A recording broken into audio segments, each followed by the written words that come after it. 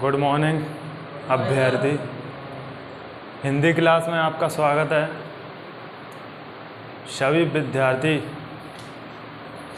ध्यान दें। आज अपना क्या चलेगा, कौन से नंबर का उपसर्ग है? क्या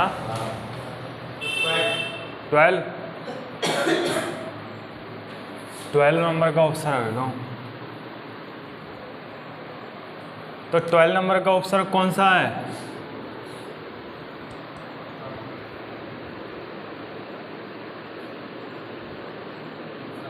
अति उपसर्ग कौन सा है?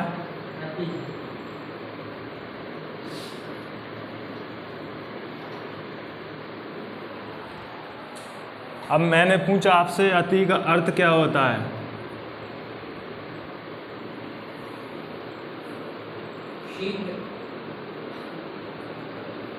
अति का मतलब होता है विशेष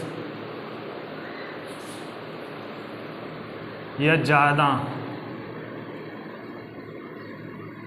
ठीक है। अति का क्या होता है? विशेष या ज़्यादा। अब मैं आपसे बोलूं कि इसमें समास कौन सा होगा? मैं आपसे बोलूं समास कौन सा होगा? अव्ययीभाव।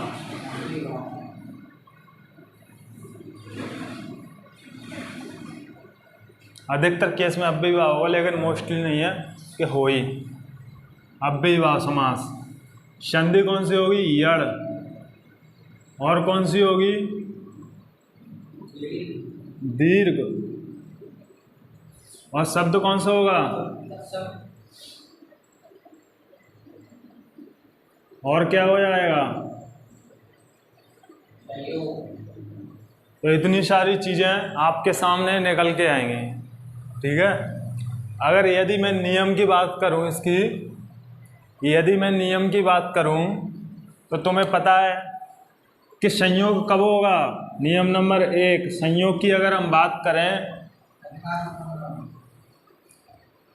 संयोग की अगर हम बात करें तो नियम नंबर 1, संयोग क्या होगा? अगर अति होगा, इसके बाद क्या आएगा? कोई व्यंजन। क्या? कोई व्यंजन आए तो उस व्यंजन के बाद, अति के बाद अगर कोई व्यंजन आता है तो क्या नहीं होगा? परिवर्तन नहीं होगा, विकार नहीं होगा। तो यहाँ ता का मतलब ती का ती ही रहने वाला है। ती का ती। तो नियम नंबर 1 आपका हो गया। नियम नंबर 2 की हम बात करते हैं। तो अति का मेल किससे हो? अति के बाद छोटी या बड़ी हो तो क्या हो जाता है? दीर्घ हो जाता है, मतलब ता का ती हो जाता है। नियम नंबर अगर 3 की हम बात करें तो अति के बाद छोटी या बड़ी से भिन्न कोई स्वर आए तो स्वर की क्या लगा दी जाएगी? मात्रा लगा दी जाएगी। और ता अपना किस में चेंज हो जाएगा? हल में, हल चिन्ह में। और ई की जो मात्रा है उसका क्या हो जाता है? या। और कोई भी स्वर आएगा तो स्वर इसमें मिल जाएगा। ये नियम नंबर 3 तक अपन ने देख लिया। अब अपन एग्जाम्पलों के माध्यम से इनको देखते हैं। तो नियम नंबर 1 क्या कहता है आपसे कि अति उपसर्ग का मेल कोई भी किससे हो? व्यंजन से। तो अति प्लस क्रम क्या हो जाएगा? मतलब कोई परिवर्तन नहीं होगा, उसमें कोई विकार नहीं होगा। और जहाँ पर विकार नहीं होता उस शब्द को जैसे का जैसा लिख दिया जाता है वो क्या कहलाता है? संयोग। तो अति प्लस शय अतिशय, अति प्लस भार अतिभार, मतलब ज्यादा भार। अति प्लस सार अतिसार, अति प्लस क्रमण अतिक्रमण। ये नियम नंबर 1 आपका हो गया है। अब नियम नंबर 2 की हम बात करते हैं। तो नियम नंबर 2 क्या कहता है अपना? उदाहरणों के माध्यम से हम समझ रहे हैं शब्दों को। अति उपसर्ग का मेल यदि किससे हो? छोटी या बड़ी से। उसके अलावा कोई भी भिन्न स्वर आए तो वो अलग नियम हो जाता है। लेकिन यहाँ पे ई से हुआ है तो अतीत क्या होता है? जो बीत चुका है वो अतीत होता है, जिसको क्या बोलते हैं? भूतकाल। अति, यहाँ पे दीर्घ संधि हो जाएगी, ई के बाद ई आना मतलब बड़ी आना।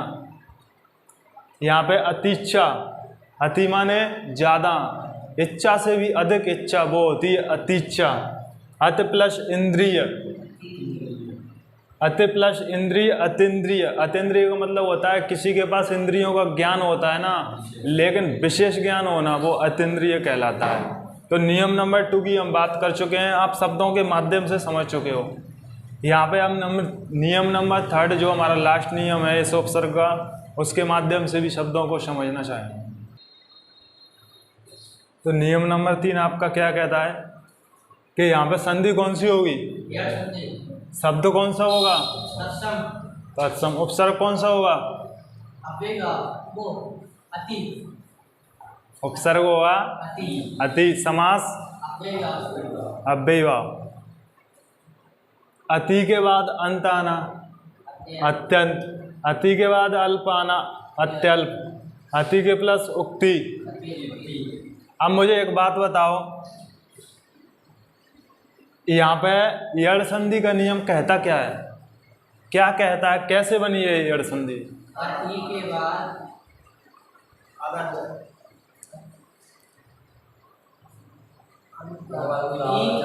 ई का मतलब वो हो जाता है, या हो जाता है, नियम कहता है यदि ई के बाद छोटी और बड़ी को छोड़कर भिन्न स्वरों से अगर मेल होता है तो वहाँ पर क्या होती है, यड़ संधि।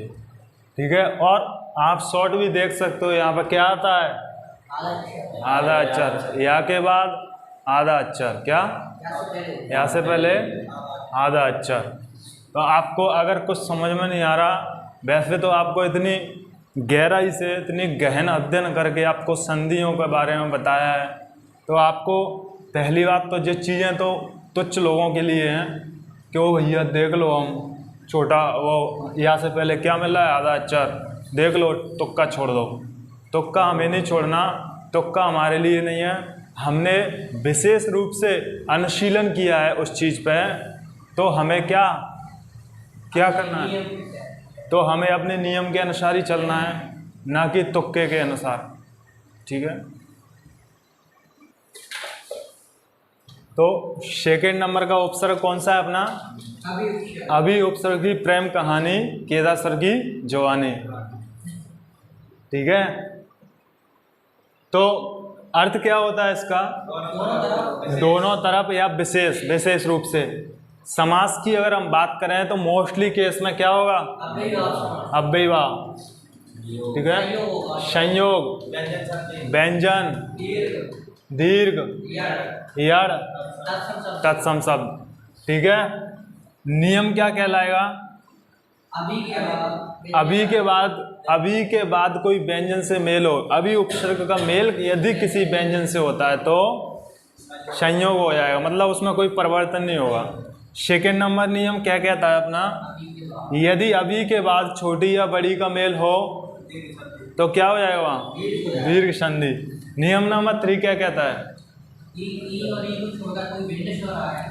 अभी के बाद छोटी बड़ी से भिन्न स्वर आए तो स्वर की मात्रा लगा दी जाएगी, और संधि कौन सी होगी वहाँ, यड़ संधि। तो लिख लो आप, संधि भी कौन सी होगी, यड़। जो तो आप अपने मन से भी कर सकते हो, क्योंकि सब चीज़ें होगी, तो बचा कौन सा है अपना, यड़ ही तो बची।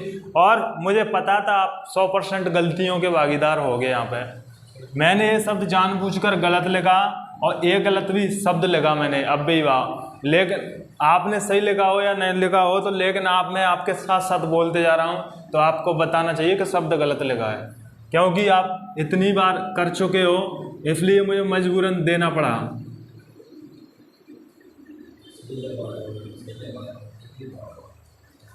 आप सही लिखा है, ठीक है। और यहाँ पे जे भी गलत लिखा है, तो आपने ऐसे ही लिखा होगा, मुझे पता है। आपने एक परिवर्तन नहीं किया होगा, 100% नहीं बनाया ये,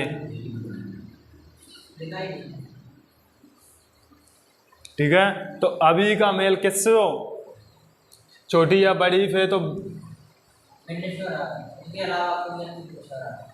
अन्य स्वर आए तो वहाँ क्या हो जाएगी, यड़ संधि। तो आपके ये नियम थे, इन नियमों के माध्यम से आपने कितनी चीज़ें समझ चुके हो। अगर शब्द की बात करें तो हम तत्सम, अर्थ भी उसके हैं आपके पास, संधियाँ भी आपके पास हैं और उपसर्ग निकालने की कला भी आपके पास है। अभी क्वेश्चनों के माध्यम से मैं आपको समझाऊंगा कि इन शब्दों में कौन सा उपसर्ग है कौन सा नहीं है। मैं आपको क्वेश्चन दूंगा, उसके माध्यम से आपको बताना है। तो अपना उपसर्ग कौन सा चल रहा था सेकंड नंबर का? अभी। अभी का मतलब क्या है? क्या था अभी का मतलब? विशेष। अब मैं बोलूं अभी का मेल, नियम नंबर फर्स्ट की यदि हम बात करते हैं तो अभी का मेल किससे हो? व्यंजन से। तो व्यंजन से मेल होगा तो क्या बेकार होगा? नहीं होगा। बेकार नहीं होगा तो वहां पर क्या हो जाएगा? संयोग। अभी प्लस मान, अभिमान। अभी प्लस साप, अभिशाप। अभी प्लस योग, अभियोग। अभी प्लस लाशा, अभिलाषा। टमाटर का बीज आता है एक अभिलाषा करके, ठीक है। अभी प्लस यान, क्या है? अभियान। अब मैंने बोला आपसे कि अगर यहाँ पे साप है, साप का मतलब क्या होता है? किसी को बरदुआ देना, वो साप हो जाता है। तो आपसे मैंने बोला कि ये शब्द शुद्धि की दृष्टि से बहुत महत्वपूर्ण है। मैंने बोला साप होता है, क्योंकि आप देखना वो आपको ऐसे ही मिलेगा। तो सही कौन सा होता है? फर्स्ट वाला। ये क्या हो जाएगा? गलत। तो आपको शब्द शुद्धि की दृष्टि से एक शब्द भी मिल गया कि शाप होता है कि श्राप होता है। तो सेकंड नंबर का नियम अपन पढ़ेंगे। तो नियम नंबर 2 अपना कहता है कि ई के बाद ई आ जाए तो क्या हो जाती है? वो दीर्घ। तो क्या हो जाती है? दीर्घ। तो अभी के बाद इष्ट, अभीष्ट। कोई भी कार्य सिद्धि के लिए किया गया अपना महत्वपूर्ण यज्ञ या कोई भी कार्य जिसको मन और पूरी सिद्धि के साथ किया जाता है वो होता है क्या? अभीष्ट। अभी इच्छा, विशेष रूप से की गई इच्छा, वो अभीच्छा। अभीप्सा, विशेष रूप से चाहना। इप्सा की मतलब, इप्सा का मतलब होता है चाह, लालच, वो ईप्सा कहलाता है। कि आपका ईप्सा आपके चेहरे पर पनप रहा है, वो ईप्सा होता है, ठीक है। तो नियम नंबर सेकंड। अब इनमें मैंने पूछा आपसे, सब में संधि क्या होगी? तो क्या होगी? दीर्घ संधि। तो नियम नंबर 2 आपका कंप्लीट हो गया। अब नियम नंबर 3 की ओर अपन चलते हैं। तो भैया आ जाइए फटाफट नियम नंबर 3 की तरफ। उदाहरण है सारे। और नियम नंबर 3 अपना क्या कहता है? ई और ई का छोड़कर, मतलब अभी के बाद ई और छोड़कर कोई भिन्न स्वर आए तो क्या हो जाता है उसका? मतलब ई वो भागा आधा भाव हो जाता है, हलजन, और ई का क्या हो जाता है? या। तो संधि यहाँ कौन सी निकल के आती है? यड़ संधि। अब यड़ संधि आपकी परफेक्ट हो गई होगी कि कब यड़ संधि होती है कब नहीं होती है, क्योंकि इतने उपसर्गों के माध्यम से आपकी संधियां समझाई जा रही हैं हर प्रकार की। अब बात करते हैं अभी। अभी उपसर्ग के बाद जो है इससे भिन्न स्वर आया, तो स्वर की क्या लगा दी जाती है? मात्रा। और अभी प्लस उक्ति, अभ्युक्ति, विशेष प्रकार की जो युक्ति होती है, कथन होता है, वो अभ्युक्ति होती है। अभी प्लस अभियुक्त। अभियुक्त एक अधिकारी होता है, आपने नाम सुना होगा अभियुक्त। भैया ने पूछा था कि अभियुक्त कैसे आया, तो आपकी ये पूरा एग्जाम्पल डिटेल में दिया है, आपको पता होना चाहिए। ये समझ में आ रहा है क्या? आ रहा है। क्या बोलते हैं इसको? क्या बोलते हैं इसको? वर्ण विच्छेद। वर्णों का विच्छेद करके बता दिया, नोट शब्दों का विच्छेद। तो ये वर्णों का विच्छेद है। अभी प्लस उदय क्या होता है? अभ्युदय। अभी प्लस आरती क्या होता है? अभ्यर्थी नहीं होता, क्योंकि मैं लाखों बार आपको इस शब्द के साथ से गुजार चुका हूं और मैंने ये एग्जाम्पल भी आपके लिए गलत लगाया ताकि आप क्या हो? कन्फ्यूज हो। मुझे पता है दुनिया लिखती है, आप क्या नए हो क्या, लेकिन आप हमारी क्लास में हैं, हिंदी क्लासेस के सर की क्लास में हो, तो आपको पहले मैं बता चुका हूँ कईयों बार कईयों दफ़ा मैं बता चुका हूँ। तो उस चीज़ को आपको समझना थी, इसलिए मैंने ये गलत लिखा है। वीडियो वाले सभी देखे हैं, मैंने अपने ऑफलाइन विद्यार्थी जो भी देख रहे हैं और ऑनलाइन देख रहे हैं उसके लिए गलत लिखा है। तो सबने लिखा हो तो इसमें दोस्त तुम्हारा है, हमारा नहीं है, ठीक है। अब बात करें गलत क्यों है, तो शब्द क्या हो जाएगा? अभ्यर्थी। अब इधर आर्थी लिखा मैंने, आर्थी कुछ होता है क्या?